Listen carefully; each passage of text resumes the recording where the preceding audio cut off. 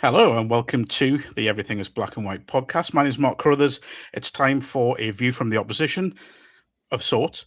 We are here to preview Newcastle United's Champions League playoff round first leg tie against Qarabag.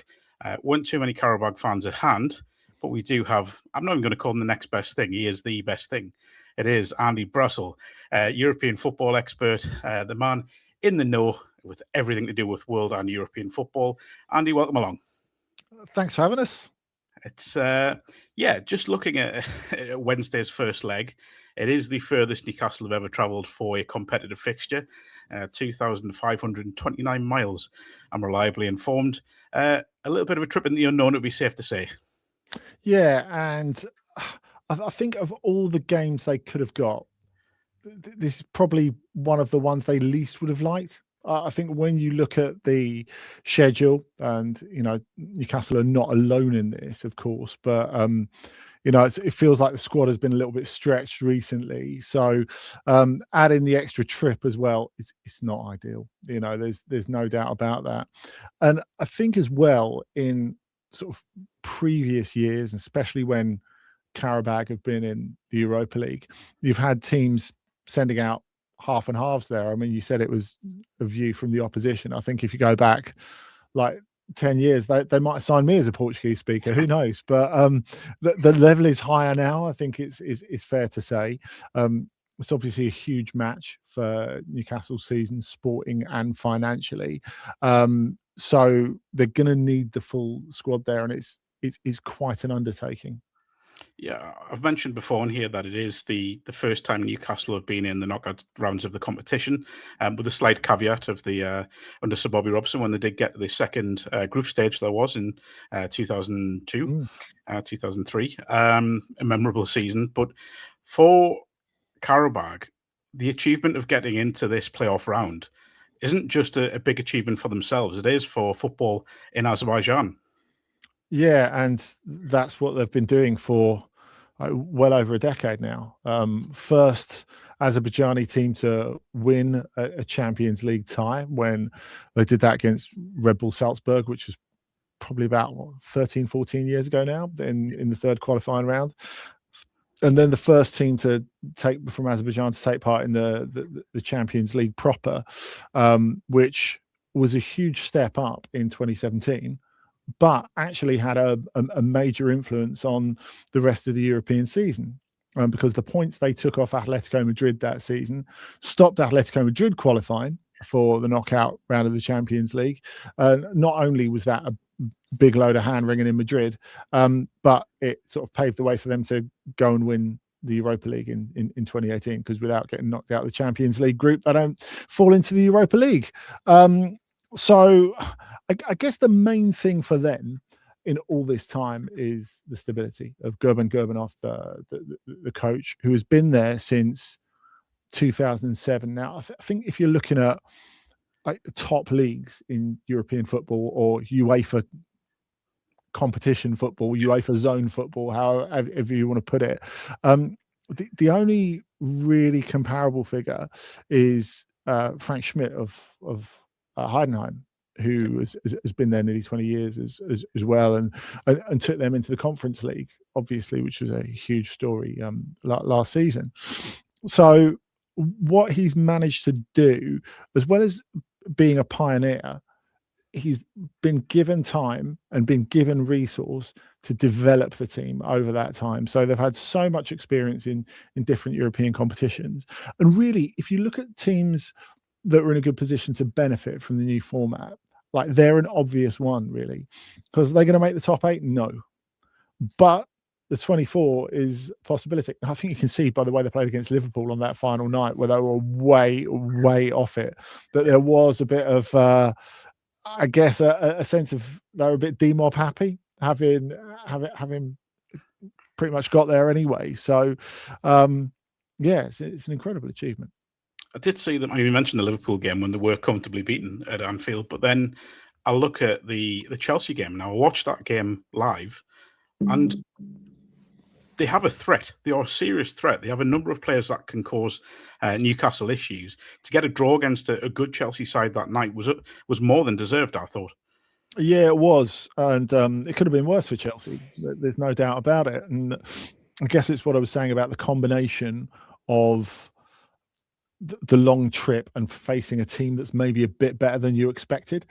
I think that is the real danger when you go out there, because it is such an exhausting journey.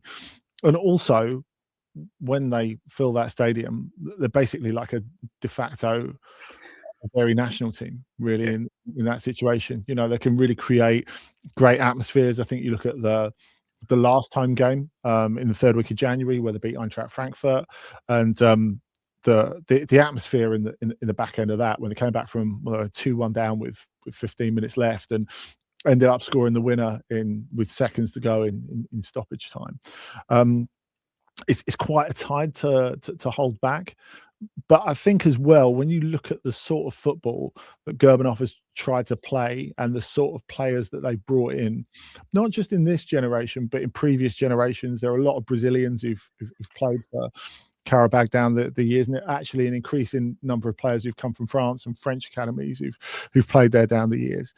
That there's just a really high technical level to this team as well, and I think that is one of those things that takes teams aback.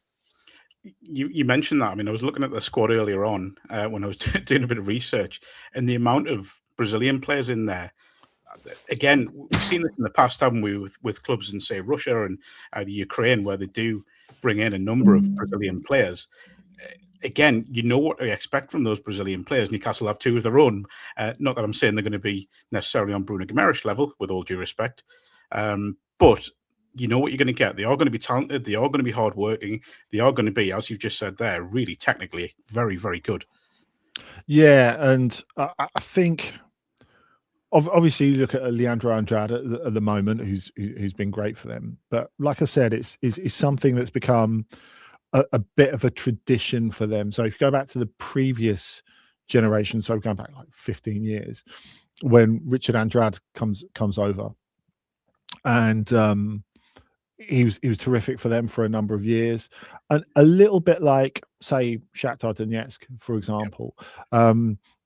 It becomes this flowing pipeline, and for a player who maybe can't quite get to elite level, it's a really, really attractive destination, because you go there, you get to play UEFA club competition games, you're extremely well paid and looked after. And Richard Andrade, a little bit like those guys at Shakhtar who you'd think they would stay there for 1 or 2 years, and when they arrived, they thought they would stay there for 1 or 2 years, and they end up staying for 5, 6, 7. In the case of Richard, he ended up naturalizing and playing for the Azeri national team as well. And you've had that with, so it's a parallel with Shakhtar and guys like Junior Moraes and Malush, who ended up playing for the Ukrainian national team as well. So I think, players get there and think, this is my springboard to something else. And it's like, well, hang on, I'm playing for a really good team. I'm getting paid an absolute ton of money. This is going to have to be a really good offer to shift me. And, you speak to players around there, and that's exactly what they think. Now, they are sitting second in the league at the minute, but is that because of maybe the distraction of the Champions League? Is that sort of taking control of their season? Well, I think so. I mean, I think you look at so many clubs in like bigger, more prestigious leagues, and it's like the gap is considerable, and the intensity of it is exhausting. I mean, I was talking to someone actually earlier today about Villa and Newcastle, and you go back right to the start of the season, and they're really in a similar boat. They're two teams who are really big clubs, without quite being elite, hugely well supported, hugely passionately supported. They've done really well over recent years to try and close the gap between themselves and the top teams in the Premier League, but they're trying to make that painful sort of last jump. They're held back by PSR. I think you go back to the start of the season, and Villa and Newcastle feel neck and neck. Whereas now, sitting here talking about it, the two of us in February, they don't feel that at all. Villa are in a position where they're maybe not quite in the title race, but they're on the cusp of it, which I think, speaking to Newcastle fans that I know and in my family, like towards like the end of last season, there was optimism that Newcastle could put themselves in that spot. But there's one major difference. Like Villa are playing in the Europa League and Newcastle are playing in the Champions League. And I think that makes an absolutely enormous difference in terms of concentration, intensity, commitment. You look at the teams, and that is one of the things with the reformatting of the Champions League. The gap between the Champions League and the Europa League is as big as it's ever been. Yeah. Like it feels as if Villa are going to have to be really unlucky or do something spectacularly bad to not win the Europa League. Yeah. And I think if you look at the fact that they can't face Lyon, who are one of the other best teams in it, of course they finished top of the 8-game league. They can't face them till the final. Yeah. That's also another thing. Whereas the Champions League is a totally different kettle of fish. I mean, I think you looked at this year compared to last year, and you look at this playoff round to get into the last 16, and you sort of look at the teams in that like a couple of match days ago, and you think, okay, well, Newcastle could make top 8, but if they don't, the ties are way easier than they are last year. Yeah. But then you get a couple of wild results on the last night, and all of a sudden, like the teams that drop into it, all of a sudden it's a complete shark tank again. You've got PSG in there, you've got Real Madrid in there. Yeah, I don't think anyone will forget the events of the last match day. If you were at Benfica against Real Madrid, that one will go down. Well, it has gone down in history. I'm looking at Qarabag's run here, and it's through the qualifying rounds at Shelbourne. I'm going to try this. Scandija of Macedonia. That's my attempt. Oh, is it? Oh, good. I'll take that. And a name Newcastle fans will know of a certain vintage anyway, in Ferencváros of Hungary, who Newcastle played in the UEFA Cup during Kevin Keegan's reign. In terms of the league phase, beaten Benfica, Copenhagen and Eintracht Frankfurt, drawn with Chelsea and lost against Ajax, Athletic Club and Liverpool. A very, very mixed bag of results. And if you're trying to get a line of form, it's just impossible. It is, except if you come from it of the angle of no one rates them at the beginning, and a part of that's just not knowing, but part of that's underestimating, like the fact that you've got a coach that gets more time than any coach would do in a modern game, that's developed a style, a philosophy, and I think when you come in from a position like Carabag, where you've got a degree of domestic dominance, where you come in from one of the weaker leagues and you've got a good squad, playing in the Champions League is super difficult, because all of a sudden you have to cope with the fact that you're not going to have as much of the ball, that you can't be as open as you want to, either as you're used to being. You can't be as aggressive as you used to being. And it's funny because I think back to like looking at clubs like, I think Ludogorets, another good example in Bulgaria, for example. I remember like going and watch them at Arsenal like about sort of 8 to 10 years ago, and thinking, oh, they're a good team. They knock it about really nicely. Everyone in the team's good on the ball.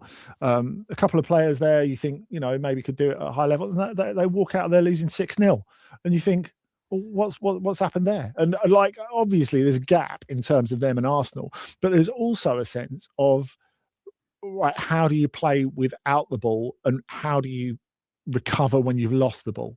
Yeah. And there is such a difference between doing that. Like you can say until you're blue in the face, well, yeah, the Premier League's really exhausting, so to do that and the Champions League is really difficult. Yeah, sure it is, but it's much more of a switch in mindset and tactics to go from like walloping teams that you're way better than to all of a sudden being in a situation where you've got to kind of play like the underdogs in a cup tie, because that's precisely what you are.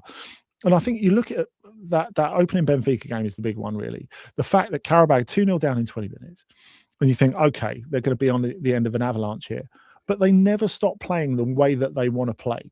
So not only are they very, very good on the ball. The way they circulate the ball, and there'll be Benfica fans sitting there going, "Who do these lot think they are? Like coming here and playing like this, and really impressed by them." But also they make the most of set pieces as well. So they do all the stuff that you would expect modern top level teams in England and France and Germany to do as well. And the fact that they never pack it in when they're 2-0 down and you think, oh, okay, this is going to be a really long night. And they manage to get themselves back into it. And when they get back to 2-2, there's part of you that's thinking, great, like just squirrel the point. They never stop trying to win the game. So I guess that is the intrinsic sense of being champions. And it is, as we said, super difficult to find that balance between changing to the fact that you are underdogs in this context, in this competition. But they've still got that bit in them that they can bring out as well. And they've got the players to do that. And of course, that really leads to Jose Mourinho becoming the coach of Benfica, because immediately after the game, Bruno Lage is fired because it's just such a shock for Benfica that they can't get over it. But yeah, I think you look at those results really, and the only one where you think, that got away is probably the one against Ajax. Those were Ajax's first points of the Champions League campaign. Qarabag were in a position to go on and win the game, and they didn't do it. And it's a far from like top level Ajax side, I think it's fair to say. But in the end, it's not really cost them. Yeah. If you're going to identify one danger man for Newcastle to be wary of, would there be someone in the squad you'd identify?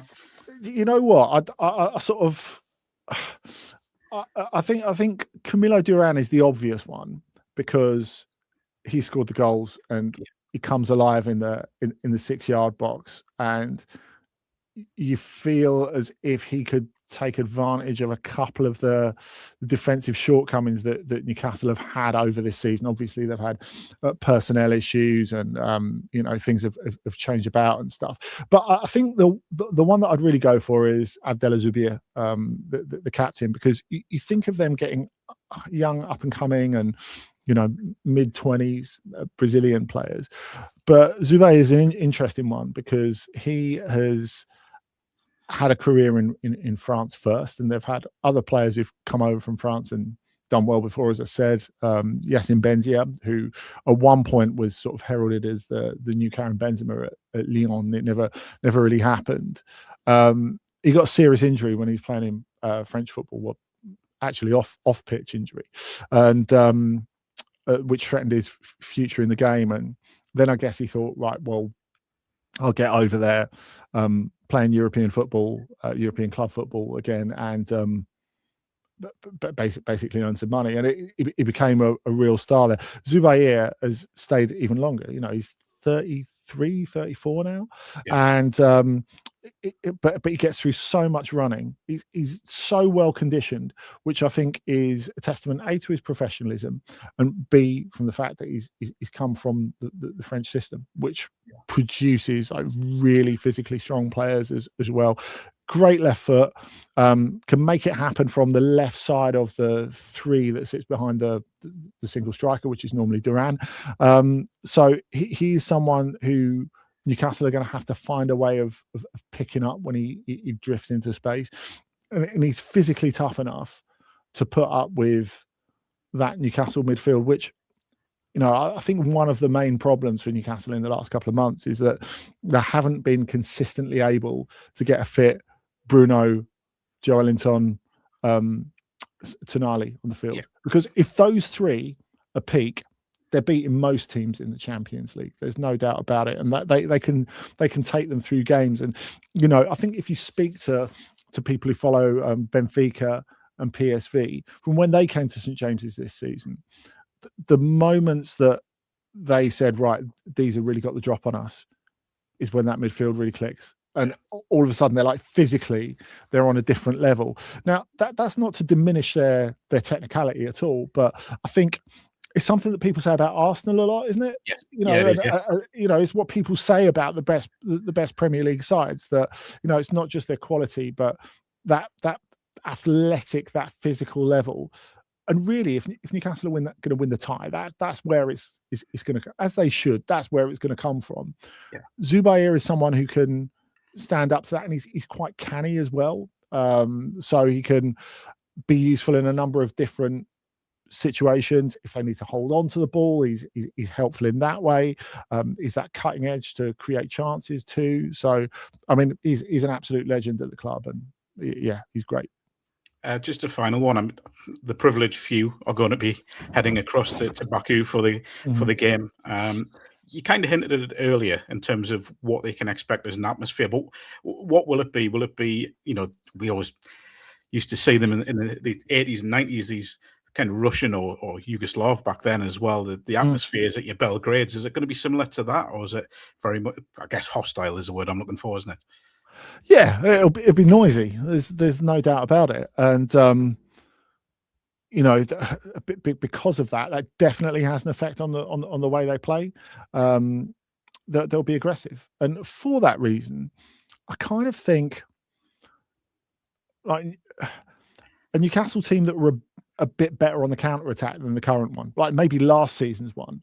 Yeah. I think would have gone there and got a really good result. That's not to say they can't, but like in situations where they've gone in, and we've seen situations recently where Eddie Howe has left Voltemada and Wissa on the bench and decided to go with a more sort of mobile front line. Yeah. Even if there's a sense of, Anthony Gordon didn't look it at all when he was playing centre forward in the first bit of the season. I think there's something to be said for that, especially when you look at how consistently Gordon has scored in the Champions League. So I just wonder if that's the way to go. And I think that does. It's not skipping the question at all. I think it plays in exactly to what you're talking about in terms of the atmosphere, because when the crowd's really behind them, they're used to showing how good they are and being aggressive. And we've seen that in games like last season, for example, when in the Europa League they lost 4-1 at home to Lyon in the group stage. They had a lot going on in that game. And Lucas Perry, now of Leeds, he made a lot of good saves in that game. Now, of course, you look at it on the paper and you think, well, Lyon have gone there and absolutely smashed them, really. Not really like that. Yeah. But I think how the game actually goes, that doesn't really matter, does it? Like the fact is that if you've got those attributes where you can take advantage of them overcommitting a little bit, that is going to help you win the game. And that is the only thing that matters at the end of this, isn't it? It absolutely is. It absolutely is. Andy, many thanks for your time. Really appreciate it to get such an insight into a very much an unknown opposition for Newcastle fans. I will say, check out the On the Continent podcast that Andy is a big part of for everything European football. You really couldn't get a better insight across the web. Again, thank you so much. And I will say, Pleasure. A final thank you to our sponsors, NordVPN.